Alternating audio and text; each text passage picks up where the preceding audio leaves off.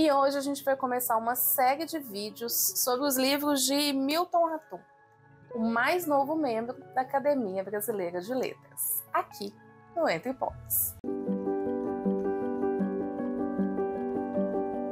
Antes de começar o vídeo, eu queria pedir para vocês seguirem o nosso canal, curtir os nossos vídeos, compartilhar, para que a gente possa dar continuidade nesse projeto que é tão bacana e tão importante para a gente.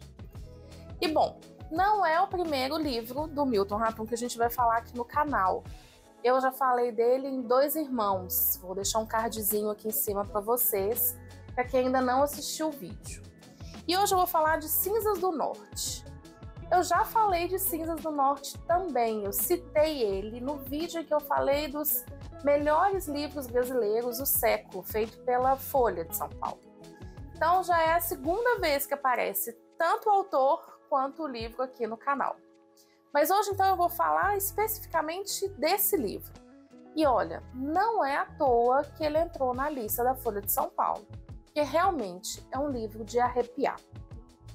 Nele a gente conhece a história de Raimundo, que tem o apelido de Mundo, e não é à toa, e eu vou voltar nisso daqui a pouco.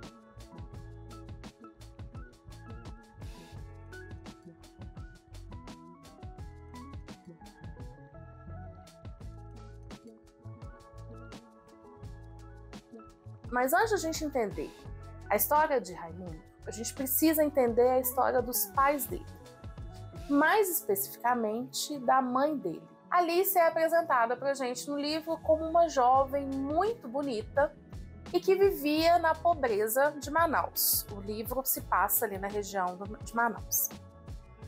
E Alice morava então na miséria com a irmã dela, uma vida muito pobre, muito sofrida, e ela tinha uma melhor amiga. E essa melhor amiga tinha dois irmãos. Então o núcleo da história começa a se formar aí. E desses dois irmãos, uma é costureira e a outra é a paixão da Alice, a paixão da juventude dela. Ela vive então com esse cara um romance de juventude, aquelas paixões tordas e avassaladoras. Alicia, que queria muito sair daquela vida, descobre que um parente dela distante, na verdade uma pessoa que ela nem sabe ao certo se realmente é parente dela, vai casar. Ela decide então ir nessa festa de casamento. Ela e a amiga roubam um vestido dessa mulher, da costureira, para poder ela ir nesse casamento. E ela vai belíssima, chega no salão, chama a atenção de todo mundo, só que ela é expulsa da festa, ela não foi convidada e ela é expulsa. Nisso que ela é expulsa, ela conhece Jânio, um homem não muito jovem, mas também não muito mais velho do que a Alicia, e ele se encanta pela beleza dela. E diferente dela, ele é um homem de muitas posses. Ele vem de uma família que tem muito dinheiro na época ali. Então ele se encanta por ela, pela beleza dela, eles começam a se relacionar, a Alicia fica grávida, e eles se casam. Desse casamento nasce então Raimundo. Raimundo, que é o personagem principal do livro, dos Cinzas do Norte. Então o livro, ele todo é a história de Raimundo. Mas então por que eu fiz todo esse início? Porque Raimundo vai se formar a partir dos desejos da mãe e do pai. O que a mãe espera para esse filho? O que o pai espera para esse filho? Então a gente vai entendendo como que ele vai se criando, como que vai se formando aquela pessoa ali dentro desses dois polos. Jânio, cara muito focado em trabalho, muito burocrático, para ele o importante era sempre ganhar dinheiro, era ter o dinheiro, era cuidar dos negócios. Já Alice é muito voltada para a vida, para a arte, para o belo, para o encanto do mundo. Raimundo então nasce muito mais parecido com a mãe. Ele é um rapaz que desde criança mostrou uma sensibilidade muito grande para a arte. Gostava muito de desenhar. Tinha uma habilidade enorme em desenhos. Ele desenhava muito bem, ele queria viver isso, ele queria viver a vida, ele queria viver esse belo. Não se ligava muito em estudo, não conseguia se fixar muito na questão da escola. E era muito isolado, talvez por ser um menino mais sensível. tem uma sensibilidade maior, ele não tinha muitos amigos. Então, ele fica amigo de Lavo. Lavo é filho dessa melhor amiga da Alicia, aquela que ajudou ela a roubar o vestido para poder ir na festa de casamento. E ele é criado pelos dois tios. A tia costureira, que teve o vestido roubado, e o outro tio, que foi a paixão de adolescência da Alicia. Porque os pais dele, os pais do Lavo, morreram num acidente de barco quando ele era muito pequeno ainda. Então, o Lavo ele é criado por esses dois tios e ele é encaminhado para se tornar amigo de Mundo. Inclusive, o Jano chega a propor um acordo financeiro para Lavo, para que ele fique amigo de Mundo, e ele fala, não precisa disso. Porque realmente ele achava o Mundo um menino encantador, diferente. Dentro das diferenças dele, ele tinha os seus encantos. Eles então se tornam amigos desde criança, passam pela fase de escola, adolescência, sempre ali, muito um próximo do outro, mesmo sendo muito diferentes, tendo objetivos muito diferentes na vida, eles estavam sempre muito próximos. E Mundo levava muito Lavo para conhecer o seu mundo, conhecer as coisas que gostava. Inclusive um artista que morava no meio da floresta, que fazia arte com sementes, folhas, galhos, e que era uma espécie de refúgio para Mundo dentro daquela situação que ele vivia ali com os pais. Uma mãe que apoiava muito ele nesse sentido, e um pai que fez de tudo e mais um pouco para poder cortar dele esse ímpeto, esse desejo, essa vontade da arte, essa ligação dele com o mundo artístico. O livro então vai se encaminhando, a gente vai entendendo como que isso vai sendo trabalhado, como que o mundo vai se formando dentro desses dois polos de desejos, e aí a gente vai percebendo como que ele consegue se formar, como que ele consegue fugir, como que ele consegue tentar ser ele e escapar disso que é tão pesado dentro do desejo paterno. Esse livro me fez pensar em duas situações. A primeira é que quando eu e a Larissa a gente foi sentar para poder discutir sobre o canal, eu falei com ela que eu não queria muito que o foco dos livros fossem um olhar da filosofia sobre a obra, ou um olhar da psicanálise sobre a obra. Eu queria um olhar de leitora mesmo, eu lendo.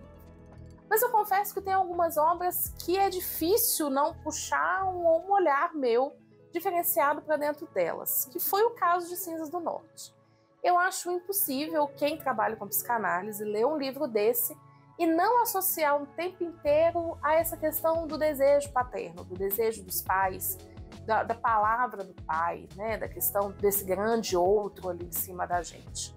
Então foi difícil para mim ler esse livro sem correlacionar com algumas coisas que a gente vai vivendo e vai aprendendo ali dentro da psicanálise. Outra coisa, e aí agora eu estou tentando tirar esse lado da teoria, é a nossa relação mesmo enquanto mãe, enquanto filha. Afinal de contas, eu sou as duas coisas. Eu fui uma filha muito desejada e que recebi muitos desejos, principalmente da minha mãe. A minha mãe tinha grandes expectativas com relação a mim. E sou uma mãe que tem um filho em que eu coloco muitos desejos e muitas expectativas em cima dele. E eu me peguei um pouco nessa situação. O que desse desejo da minha mãe, principalmente, eu consegui absorver e eu consegui escapar? Como que isso influenciou na minha vida? Como que o olhar da minha mãe foi me moldando de alguma forma? Como que eu esperava a aprovação e como que eu lidava com a desaprovação da minha mãe o tempo inteiro? Por outro lado, como que é lidar com esse outro que vem da gente? Como que é esse movimento que a gente faz de entender que o filho não é uma continuação da gente, é uma outra pessoa, com a sua singularidade, com os seus desejos, com a sua vontade? Como que a gente faz para poder perceber isso? Como que a gente lida, na verdade, com essa percepção de que aquele serzinho é um outro ser? Eu tenho um professor que ele falou uma vez uma frase numa aula que ficou muito gravado para mim. Assim. Ele falou: filhos são os nossos narcisismos encarnados. E eu acho que é isso.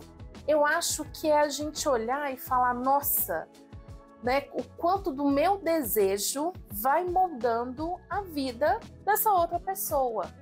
O que eu quero, o que eu acho que tem que ser feito, o que eu não acho que tem que ser feito. Vai moldando uma pessoa que tem uma subjetividade própria, que é um outro ser, que tem também os seus desejos. Cinzas do Norte vai mostrando pra gente como que pode ser fatal, cruel, terrível, quando o desejo do outro se coloca muito acima do nosso desejo. O que acontece quando a gente deixa que o desejo do outro domine a gente o tempo inteiro? Mesmo que seja para a gente ir contra esse desejo.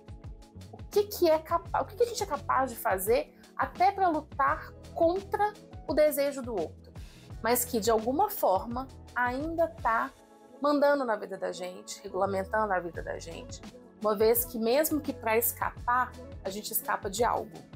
A gente está tentando fugir e é contra algo que foi colocado pra gente ali. Então, Cinzas do Norte é isso, assim, eu acho que me mostrou muito isso. O quanto que o desejar pelo outro e o quanto que tá colado demais nesse desejo do outro leva a gente, às vezes, a nos anular. Leva a gente para uma posição mortífera, leva a gente para uma posição de anulidade mesmo. Eu acho que eu não consigo achar outra palavra aqui. E é muito engraçado porque uma vez, eu comentando inclusive da minha relação com meu filho, com meu analista, ele falou: Kate, mas toda relação tem que ser a três. Tem que ter as duas pessoas e a gente tem que deixar os desejos surgirem. Então, o seu filho precisa também desejar para além do seu desejo. E na hora eu achei meio confuso ali a frase do meu analista, aquela questão toda, mas quando eu li Cinzas do Norte, eu falei: é isso. É isso. O outro é um outro. O filho da gente não é uma continuação da gente. Ele é uma outra pessoa. E tem as suas vontades, tem os seus desejos, tem o seu ser. Enfim, outra coisa que eu queria muito falar é sobre a escrita do Milton Ratum nesse livro e nos Dois Irmãos. É uma coisa que me chama muita atenção. Nos Dois Irmãos, a gente acompanha a história, então, dos dois irmãos o tempo inteiro, narrada por uma terceira pessoa. Aqui vai acontecer a mesma coisa. Quem conta a história toda de mundo pra gente é Lavo. Então a gente escuta quem é o mundo, quem é o Raimundo, através do que o Lavo fala, através do que a mãe do Raimundo fala, através do que o tio do Lavo fala. A gente vai escutando quem é o Raimundo, quem é o mundo, através da voz de um outro, de um terceiro. De vez em quando vem alguma coisa que ele faz, que ele fala mesmo. Então, às vezes aparece uma carta que ele escreveu pro Lavo, né? Pro Lavo. Às vezes o Lavo tá falando de uma discussão, de uma conversa dos dois, aí ele fala, né? Ai, Raimundo falou isso, isso, isso. Mas a gente não tem acesso pelo livro, em momento nenhum, ou em pouquíssimos momentos, sobre quem o Raimundo se reconhecia como pessoa, quem ele achava que ele era. Então a gente acessa o que o Lavo achava que o Raimundo achava que era. Então, até na maneira da escrita, o Milton Ratum traz isso pra gente de novo. Tá vendo como é que nem aqui, nem nesse momento, o Raimundo tem a possibilidade de falar quem ele é? Não tá vendo como é que ele ainda está sendo subjugado pelo desejo de um outro? Então fica esse questionamento de será que ele realmente era assim? Ou será que só o Lavo queria enxergar ele dessa forma? Então, mais uma vez, a gente vê isso que o livro vai desenhando pra gente o tempo inteiro. De como que o mundo foi sendo formado, como que ele se coloca, mas na verdade ele não se coloca. Como que são os desejos dos outros em torno dele que vai fazendo com que a gente pense, com que a gente entenda, com que a gente reflita sobre quem ele é.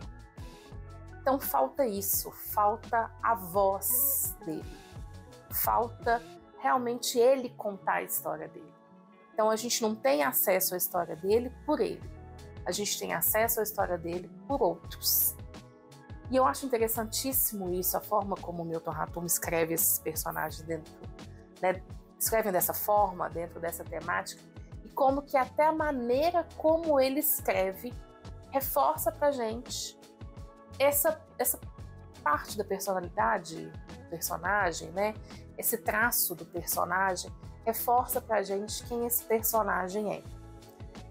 Então, gente, Cinza do Norte, não sou só eu que estou falando, foram todas as pessoas que votaram lá nos melhores livros na enquete da Folha, que estão falando que realmente é um livro muito bom. É uma indicação muito especial do Entre Pontes. É um livro que precisa muito ser lido, que vale muito, muito, muito a pena ler. E eu queria que vocês deixassem para mim aqui nos comentários, quais que foram as percepções de vocês sobre esse livro. Porque às vezes vem umas temáticas diferentes, assim. Às vezes vem alguém e fala, nossa, Kate, eu li com outro olhar. E eu adoro quando isso acontece. Quando eu vou para uma obra com um olhar muito para uma coisa e de repente alguém me dá um estalo. Então, por favor, quem já leu Cinza do Norte, deixa aqui para mim nos comentários o que achou. Quem não leu, leia. Tenho certeza que não vai se arrepender. Vai gostar muito do livro. E não esquece de voltar aqui para me contar o que achou. E mais uma vez, curta o nosso canal, siga, compartilhe os nossos vídeos, porque é muito importante para a gente e que a gente continue nesse projeto. Porque se você ainda não é apaixonado por literatura, é porque você não achou o seu livro certo. E o Entre Pontes vai te dar essa mãozinha. Então, até quinta que vem.